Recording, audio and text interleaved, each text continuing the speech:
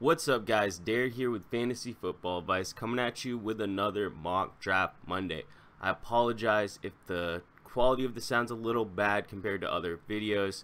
The recording software I use just really doesn't pick up the mic very well. But nonetheless, I am doing a 12-team standard mock draft through ESPN. I think, yep, I'm in the 9 spot. I actually like that spot. If you were to ask me which spot I want in the draft, it would be somewhere between 7 and 9. Just because the mock drafts that I've done, I've been in those positions. I've been in all of the positions, but I actually find I get the better overall roster up to my standards when I'm in 7 through 9. Now, I haven't even done a mock draft since the last time I did one for the channel, so it'll be interesting. And that was on Fantasy Football Calculator. So it'll be interesting to see how the ADPs have changed. All the Ezekiel Elliott news obviously hasn't scared off anyone in this draft. He did go 3rd overall, nothing too surprising there. And Antonio Brown and Odell Beckham, do you notice that? That's something you'll see in standard drafts. So when Antonio Brown and then Odell Beckham. So Odell is the wide receiver 2. In PPR, Julio Jones for sure would be the wide receiver 2. Odell Beckham, you can make more of an argument for him in standard leagues because he may get less receptions than Julio,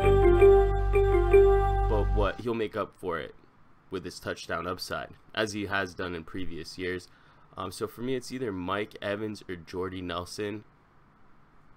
I really like Mike Evans. I really like Jordy. They're both good. I'm going to grab Mike Evans. Just because I haven't drafted him in one of these mock drafts. I've drafted Jordy before. I've drafted AJ. Drafted McCoy, really drafted all of them except for Mike Evans, so I want to see how my roster looks with him. But yeah, back to Odell Beckham. Yeah, he scores a ton of touchdowns, and even though his target share may decrease, I have a feeling this offense is going to be good enough to give him the same touchdown upside this year as he has in years past. So Melvin Gordon went after Mike Evans, so he is the first quarterback in that next tier, because I have Le'Veon Bell, David Johnson, Zeke, tier 1. I have LeSean McCoy in his own tier. And then you have Melvin Gordon, Devontae Freeman, DeMarco Murray. I would actually put Devontae Freeman ahead of any of those guys, but I understand that since this is in PPR, some people think Devontae Freeman's kind of like a one-trick pony in a sense because he catches so many balls, but he gets a ton of yards. He's a great pick. If you are in the back of the first round, Devontae Freeman is a good pick for sure. So I'm left here. Jay Ajayi, not a bad pick. I need a running back. T.Y. Hilton, I'm really not as high on him anymore with the news that Andrew Luck may not be 100% to start the year. I know that they'll get him out there as quick as they can, but you have to also factor in the splits that T.Y. Hilton has had when Moncrief was on the field last year and when he wasn't. When Moncrief was on the field in PPR, he was scoring like 14 points per game. When Moncrief was not on the field and he was just being targeted like crazy, he was scoring like 20 points a game. So you really have to wonder if a healthy Moncrief, who is not injury prone, he was injured last year and he's missed maybe like 2 games total before that in his other 2 years. He's not really that injury prone of a player, so you can't really just count him out to start the year. Say, oh, well, he will probably miss some games anyway, so drafting T.Y. will still help. T.Y. did, of course. He is ranked higher on the ADP for ESPN, and he did go right after Jay Ajayi, but I am very happy with taking Ajayi first.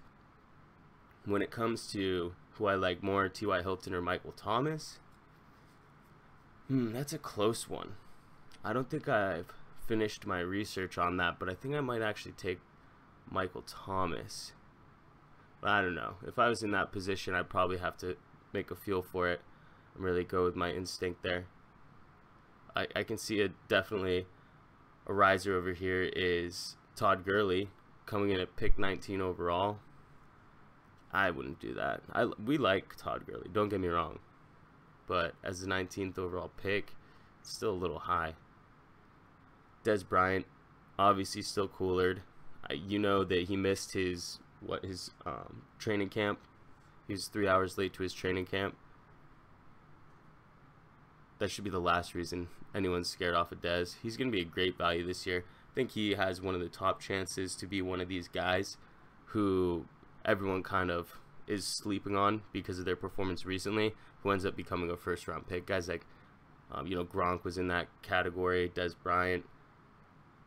I think Bryant has a strong chance to be the top pick next year. Demaryius Thomas, he gets a slight downgrade to me in standard leagues, and what I'm going to do, since this is standard, I'm going to try my best to pick only standard players. And you know what, actually that would make my difference right there. So I was saying Michael Thomas or T.Y. Hilton, who I would take. I would actually take T.Y. because he gets more yards, and I'm not doing PPR in this draft. So Jay Ajayi, he's a good pick. He doesn't get targeted that much, or at least he didn't last year get targeted out of the backfield, but this year I see an increase in targets for sure. 2 week 11 buys, I could care less. Bye weeks don't scare me at all. I was gonna say, these ESPN drafts, they're really filling up right now. It's July 23rd, 4:04 on a Sunday. I'm Pacific time, so 7:04 Eastern. This thing is full. I've tried to join 2 others before this one, and they were all full. So everyone, it's that time of the year. Time to do your research, see where the ADPs are, see what players you like, check your positions, see which draft order you want. I think I'm pretty good in the draft order. I just have to make sure to monitor the ADPs from now on. Some of these guys we thought were steals really aren't that much anymore. Terrell Pryor at pick 43, that's still a great one. I've seen Marshawn Lynch dropping a ton. There was a point, I swear, he was like 2nd round. Now we're over here in the 3rd round, and he's still available. In standard, that's a really great pick. I won't take him off my board right now.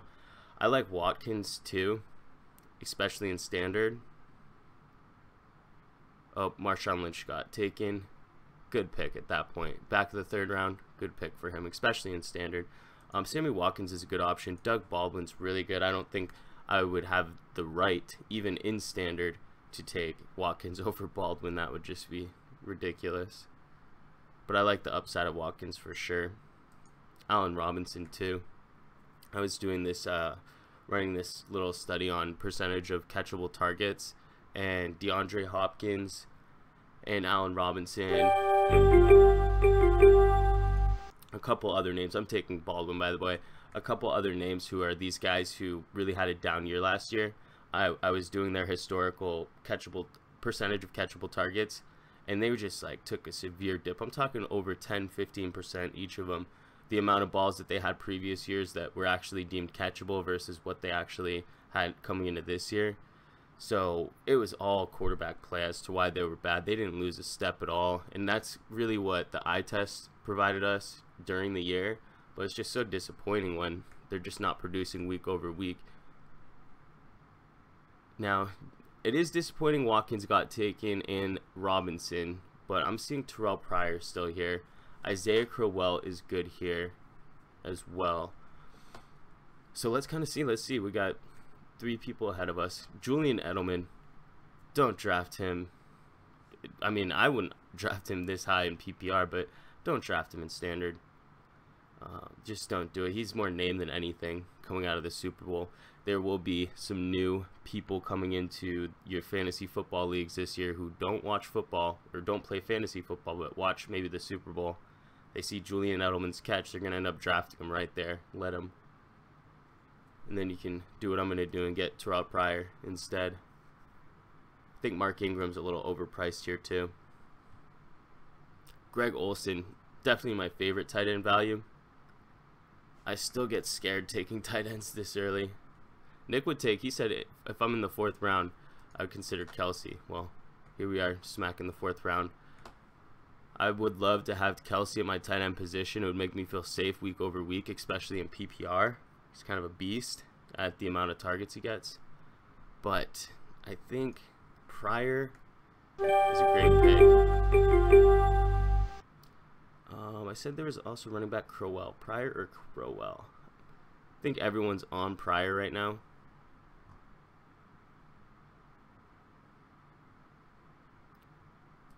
so I know he won't be there. I doubt I'll even get any of these guys by the time the wraparound hits, but Terrell Pryor in the flex all day. I like my receiving core. Evans, Baldwin, Pryor. Baldwin definitely more of a PPR play, but I really feel like I got a value for him in the third. I know a lot of people who would draft him as back end too, around people like Dez and Amari Cooper. Cooper's good. He had a decent number of catchable targets. I'm hoping his touchdowns increase this year, because I really don't want to see such a talented player not get used in the red zone for a long period of time. Michael Crabtree's getting up there in age. He's not going to be around for all that much longer, and it will be the Amari Cooper show when he leaves. So he better get used in the red zone. I think this will be the year, though. Really excited for them to go to Vegas of all places. Just fits their whole persona the whole time. Match made in heaven, if you ask me. So me, I have one running back, Jay Ajayi, 3 good receivers. Davante Adams is a good standard play. Definitely better standard play.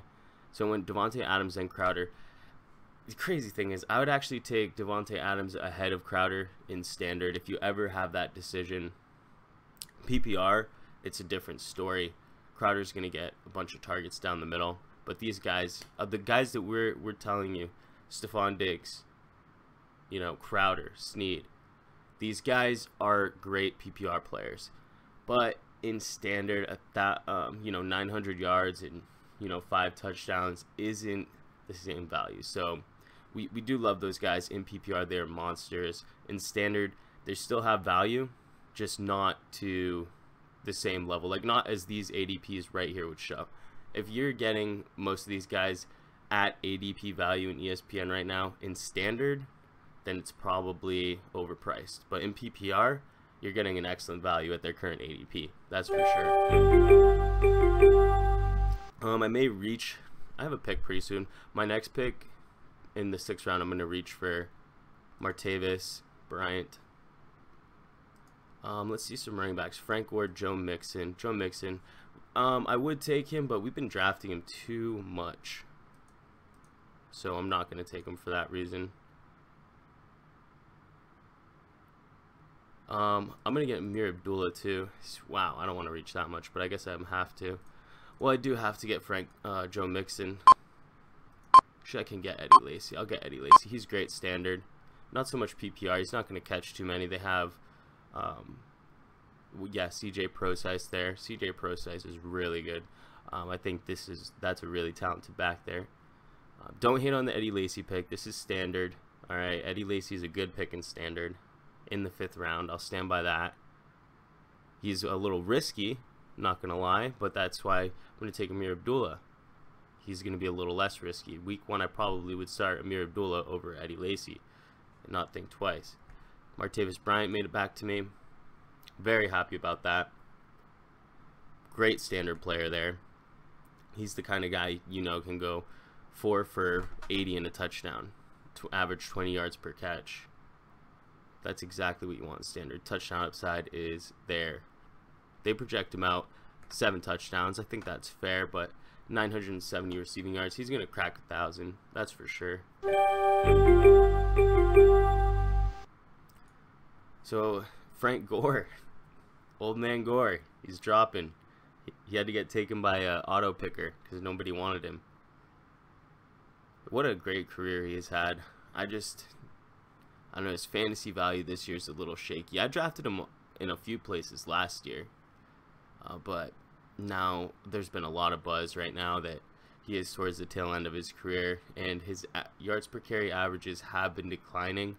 Could be like a Matt Forte towards the end of last season situation going on. Let's see, quarterbacks. I like the value of Tyler Eifert in this position, and I was actually, it's worth mentioning, I was thinking with the news of Andrew Luck and his current ADP, he might be, if there's any upper tier quarterback, top 5, let's say, that I would draft right now, I think it's probably Andrew Luck, because I'm seeing him right now, like, what? I'm going to be on my 7th round pick. 7th round draft pick, 81st overall, and you're telling me Andrew Luck is available? He probably won't be available because there's auto drafters, so whenever there's a bunch of people that just haven't been drafted, the auto drafters get them. But at that value, you have to give it a second look. Don't lock yourself into drafting a QB late. I mean, at the 81st pick of the draft, I have Andrew Luck on the table.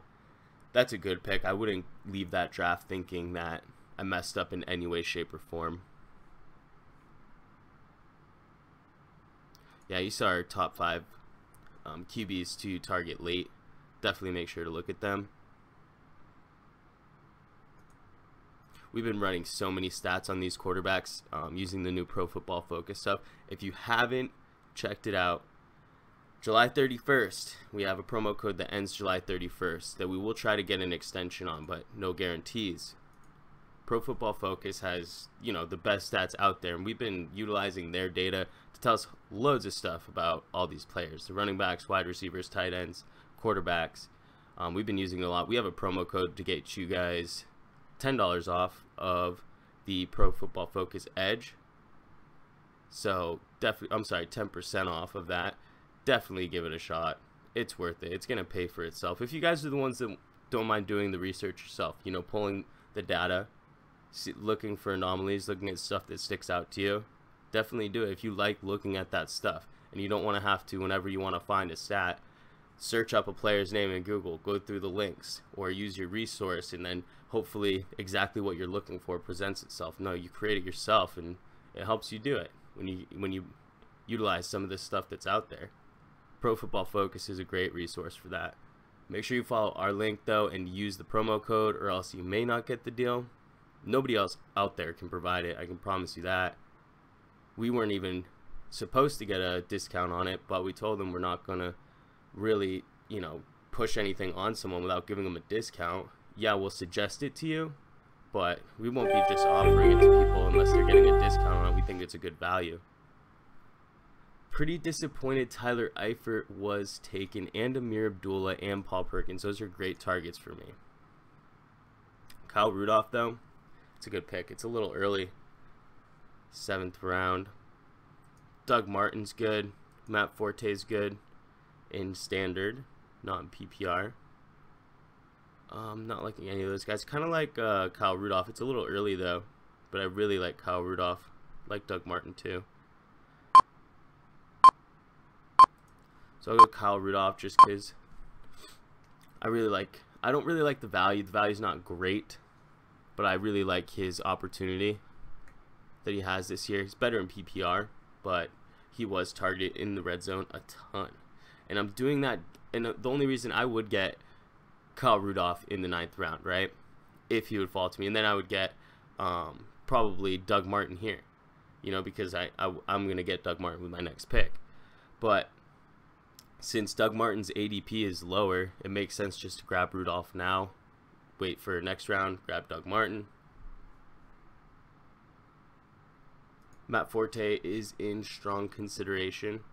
He had a decent year last year. I owned him in a league, and I actually remember I had Latavius Murray in another league, and I was always picking between which one I liked between the two, Latavius Murray or Matt Forte. I always went I went in one league Latavius Murray, in one league Matt Forte, and the whole time I was kicking myself, telling myself I should have grabbed Matt Forte instead of Latavius. Because by halfway through the season, Matt Forte was like RB6, and Latavius wasn't even starting. It was like DeAndre Washington and Jalen Richard running the show. Now, towards the end of the year, Latavius Murray was just getting in the end zone so much, and Matt Forte was basically injured, and Bilal Powell was all over the field. So, stuff that it's a long season, especially in fantasy. Don't jump the gun too much. Don't be quick to drop players. Be quick to trade players, because when you see something and you really have a strong feeling about it and there's data to support it, and you trade someone away, either sell high or you purchase someone buying low on them, stick with your instinct there, but don't give up on a player just because a situation that may not be good at the time injuries happen, especially I'm talking the running back position specifically. The only situation where that would apply to the wide receiver position is rookie wide receivers. Rookie wide receivers, they do end up going through these spells. Either they go super hot, 2 games, 3 games, maybe 2 out of 4 games, 3 out of 5 games are really good, and then they just go quiet for the rest of the year. Or they're really quiet at the beginning of the year and then end up building that rapport with the quarterback and then end up balling out of control. So both of those things happen.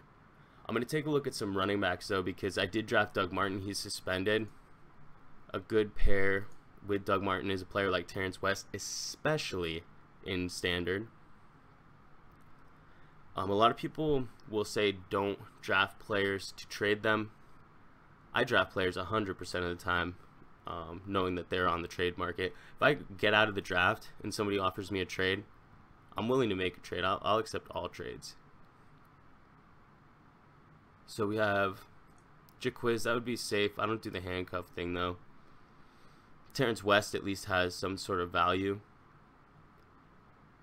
No matter what, throughout the whole season, he's really the biggest back that they have. Whereas if I took Jaquiz, I'd really be just hoping. I'd be hoping that that Doug Martin would be the starter, Jaquiz would be the starter, and then dropping one. It just doesn't make sense to do that. Derrick Henry's becoming a better value. I really don't like any of these backs, to be honest with you. Let's see these receivers. Nope. If I had to pick, probably be Jonathan Stewart. He's going to have a role, mostly goal line. I would never touch him in a PPR league, but I will definitely grab him in standard. But yeah, so anyways, going back to it, grabbing Jaquiz with Doug Martin is less optimal than grabbing Terrence West with Doug Martin, because with Jaquiz, you're essentially saying after 3 weeks that he's suspended, you're going to drop him when Doug Martin gets back, because there's no reason you would ever hold on to a backup of a player, especially Doug Martin. Yeah, he has that RB1 upside, but we don't do the handcuffing thing.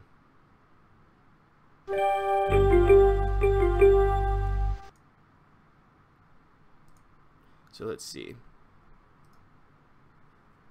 Derrick Henry, Marvin Jones. If you watched our 5 wide receivers to target late, too bad I need a quarterback.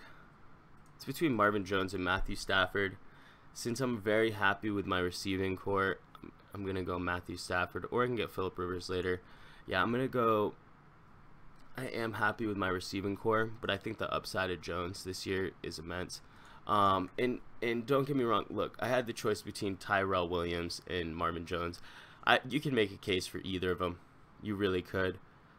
I went Marvin Jones because I've seen Tyrell Williams at his best situation, and he was good last year, don't get me wrong, but he was a back end, or, you know, he was a wide receiver too, you know, high-end wide receiver too, maybe a low-end one, but a lot of touchdowns, you know. Marvin Jones, he was a true wide receiver 1 for the first few weeks of last year, and I like to think that if in a perfect situation and everything went right for him, he was getting his targets, that's the kind of upside you could get. Tyrell was already in that position, getting those targets. Now we have Hunter Henry. He's a great pick here. Eric Ebron, very strong pick as well. It's a little early. I would love to get him in a little bit later. 11th round. I would love to get him in my 12th. If I can get Matthew Stafford here, get a Stafford, Marvin Jones, Ebron combo, that'd make me so happy. A lot of people aren't high on this Lions offense, but I am. I think they're going to be fine. Their division is, you know, the Packers, they're great, but they allow a lot of passing yards. The Vikings have a really tough and stout defense, but the Bears defense is not that great either. So, I mean, that's already opportunity throughout this year. The rest of his schedule is definitely has opportunity riddled within it. I wouldn't suggest getting a bunch of those combos unless you're in daily fantasy, like for season long, because you're really limiting your upside. But I would love to have a Matthew Stafford, Marvin Jones combo for sure.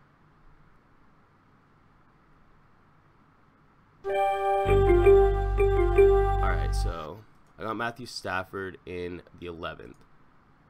I'm going to look for running back. So Jaquiz still here. Samaje Perine is definitely the pick. And then I'll hope to get Terrence West for the first few weeks for Doug Martin. Samaje Perine's definitely the next pick. And then I'll have one more spot left open. The only pick that I'm not liking so far is probably Jonathan Stewart. But I kind of felt my back up against the wall. All the running backs there are just really not that great. Jonathan Stewart is more of a standard play. He's not going to be involved as much between the 20s. They came out and said that he's going to be the main ball carrier for the most part. I don't believe it. You don't invest that high of a draft pick without wanting to really use them and see what they've gotten. All the reports out of camp were really good. So Samaje Perine did get taken. So unfortunately, I don't want Jaquiz. Oh man, I'd rather get Jeremy Hill. Let's see. We have Terrence West. Definitely I'm going to be picking him up. Alvin Kamara. Definitely PPR. Rex Burhead. Thank you. I'm not doing Jaquiz. Not going to happen. I'm going to take a look at the wide receivers.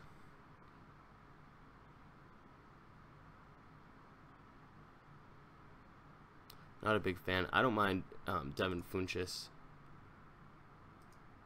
as a sleeper though. Don't mind him at all.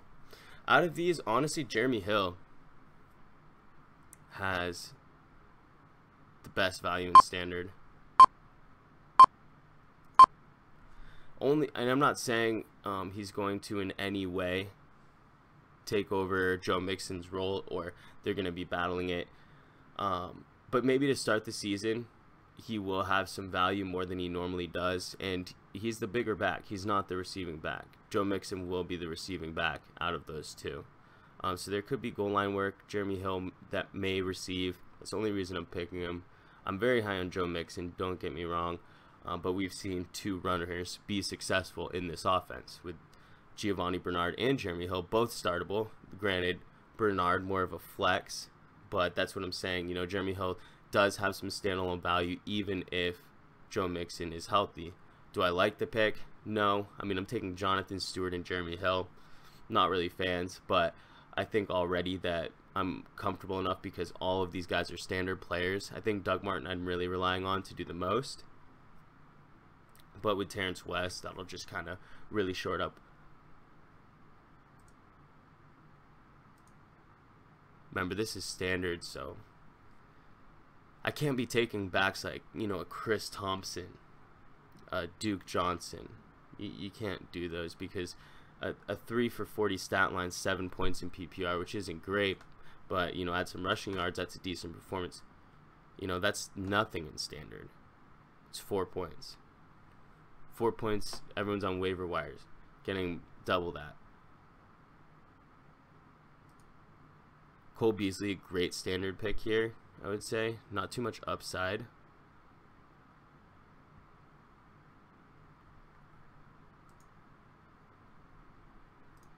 Definitely Terrence West next. Devin Funchess. He's a good sleeper. I like him a lot. Will Fuller's not bad in standard. I just wish I could trust in their quarterback. I just don't trust in the quarterback. Ooh, Tyrod Taylor's great. If I would have not drafted Stafford there and gotten Tyrod this late, that would have been a great move for sure. Kenny Stills is a good standard guy. He's the deep play threat for Miami. He performed well last year. He had 9 touchdowns, 700 something yards. Yeah, here we go. 726 yards. Yeah, he was great last year. By the end of the season, I think like 6 of his 9 touchdowns came in the final 8 weeks. Crazy.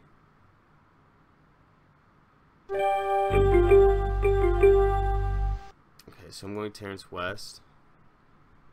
And there. So I'm done with running backs. 1, 2, 3, 4, 5, 6 running backs. 6 running backs, that's great. Guaranteed to hit on 3 of them. Well, nothing's a guarantee in fantasy football, but, you know, I would be happy if I hit on 3 of them. Not a bad pick for Marquise Lee at this point. Definitely need a receiver. Curtis Samuel. Not a fan. Not saying you can't do it. Devin Funchess for sure. Oof, between Devin and Funchess. I haven't done that before. Funchess or Lee. I think I'm going to end up going Lee, because as much as this Panthers offense has been great before, I have not... Whenever I watch Cam Newton, yeah, he's good. He makes plays, but I have not seen Cam Newton be a prolific passer besides that 1 year. Before that, he averages like under 60% completion percentage, which is completely unacceptable by any means. But the fact that he's so tough and gritty and gets those rushing yards, everybody can look past it, especially for fantasy, because those rushing yards provide a great baseline of stats from week to week. But over to defense, over to kicker. We'll go through my roster in a little bit here. I'm just not sure who to take. A lot of late round. I've kind of locked in my late round kickers and defenses that I like. Defense before kicker always. It's always the Eagles for me. You make a case for Giants. Giants were really great last year too. I think they were top 6. Eagles were right around there. I'm an Eagles fan though, so I'm gonna always pick Eagles over Giants, especially since they're in the same division. I would honestly, if I were ranking these, Eagles would I would probably rank Giants ahead of Eagles for sure. But my personal rankings on who I would draft first, Eagles would be drafted before Giants. And if it was something that I thought was detrimental, like, you know, drafting Dez Bryant or Alshon Jeffrey, I would clearly take Bryant over Jeffrey. I'd hope to avoid both of them. But when it's something like a defense, I mean, it's a defense. I'm going to draft my team because I like them and because it's not a losing move. They're really close to me. Giants and Eagles are very close to me in how I project them out for the end of season. I mean, even ESPN says that they're going to score the same amount of points. So why not take the team that you like to watch, right? Does it make sense? Yeah, it does.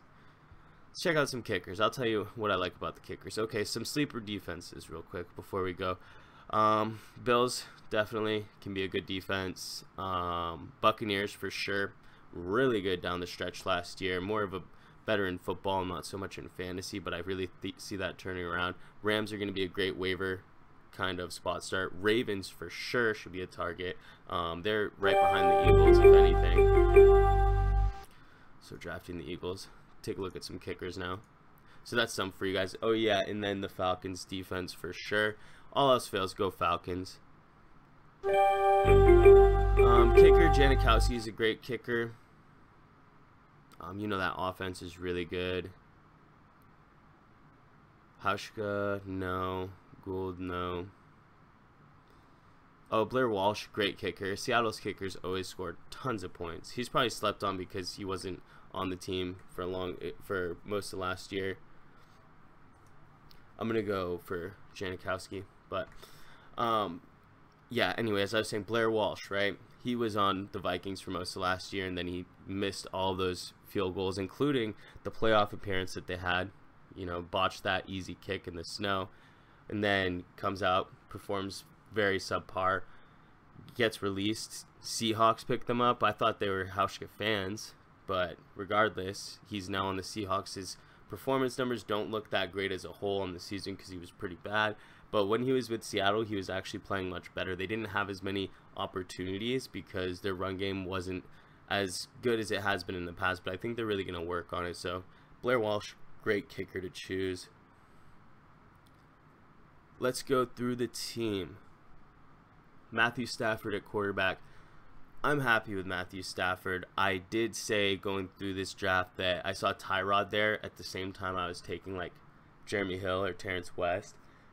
If I could get Tyrod that late, and if I knew I could get Tyrod that late, and I don't think it'll happen draft day because anybody who knows anything about anything is going to start to put the pieces together. The Tyrod Taylor is way undervalued this year, and it always happens between, the end of July and the start of the season. The biggest changes in these ADPs are going to happen. So what you're watching right now may not be exactly as what you get on draft day. I don't think that opportunity would see itself my way on draft day. I think where I took Matthew Stafford was the safe and the right choice. Had I known Tyrod Taylor would have been available so freaking late, yeah, I would have done things differently. But regardless, I'm happy with the team. Matthew Stafford, a great pick. We have running backs. We have Jay Ajayi, really solid. I like that. He is kind of the Brandon Cooks of the running back position, meaning he's boom or bust, as seen by his 600 yards he had in 3 games, and much less on a per game basis for the rest of them, like under 59 in most of the games. I think it was, I forget the stats exactly. So he is Brandon Cooks-esque. However, when he did get over 14 touches in a game, they won like all but one game when he was getting that kind of touches. So I think that John Gase, he's great. He knows what to do and what to put together to win. Jay Ajayi is that secret to winning. Eddie Lacy coming in at my RB2. I don't think I'm going to start him in week 1. I will probably start Terrence West or Jonathan Stewart in week 1. Maybe even Jeremy Hill, depending on how that training camp stacks up. I don't want to trust Eddie Lacy until I see it on the field. And his role in the offense should be secure because of the investment that they have in him. But I wouldn't gamble and start him week 1, even if the projections on my app tell me he's going to score more. I would definitely consider other options. So the other options we just mentioned, Jonathan Stewart, Jeremy Hill, those guys are very similar in the fact that they got rookies in town. Some of the top drafted rookies in the entire NFL draft last year. They're old. Well, Jeremy Hill's not that old, but they're not so flashy anymore. That's why I got the value on them. They're better in standard. I'm going to see how they pay out. Even if one out of both of them ends up being any fantasy value, I'll be happy with that. Really the stats that show is that most of these bench spot picks don't even stay on your roster after a certain part of the year. I'll drop them for a waiver person if I really have to. I'm not married to any of them. I have Doug Martin I'm snoozing on, waiting for him to come back from his suspension. In the meanwhile, I have Terrence West. Terrence West, not a pretty pick based on the fact that that team runs the least in the entire league, but he still matches up perfectly with what I needed for my Doug Martin suspension. As for receivers, really, really strong receiving core here. With the exception of Marquise Lee, who is my late round flyer. All of you guys should have some late round flyers that you like. Devin Funchess, another option. Mike Evans, Doug Baldwin, Terrell Pryor, top 3. I will start them week 1. I really want to start Martavis Bryant. I may start Martavis Bryant, but that would be extremely risky because I know that guy has the ability on any game to go 160 and a touchdown or 2 because he's that talented. And that just goes to show you how those top 4 receivers, I don't even know who I want to start out of them. That's great. So my sleepers, Marvin Jones, Marquise Lee, I think that's great as well. Kyle Rudolph, can't get more solid than Kyle Rudolph. Definitely a better PPR play, but I'm not going to have to worry about the position, the tight end position the whole time. I'm not going to have to worry about dropping my player, going to free agency, picking him back up. Kyle Rudolph, he has had injuries rather recently, but he is not injury prone. He's a good player, and he's going to really secure up that position season long. Eagles defense, kicker for Oakland, that's good as well. I don't see any problems with that. I've been getting them in a lot of mock drafts. If you haven't considered getting the Eagles defense yet, go and search online at their fantasy finishes for the past 5 years, and then you'll probably consider them. That's all I really have to say.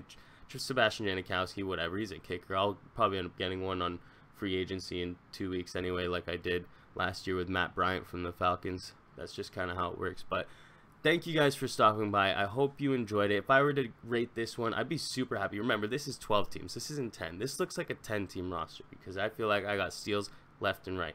But if you like this video, please toss it a big thumbs up. Check out the website, thefantasyfootballadvice.com. Use our promo code to get yourself a Pro Football Focus subscription today. It won't be available much longer. We thank you guys for stopping by, and we'll catch you on the next one.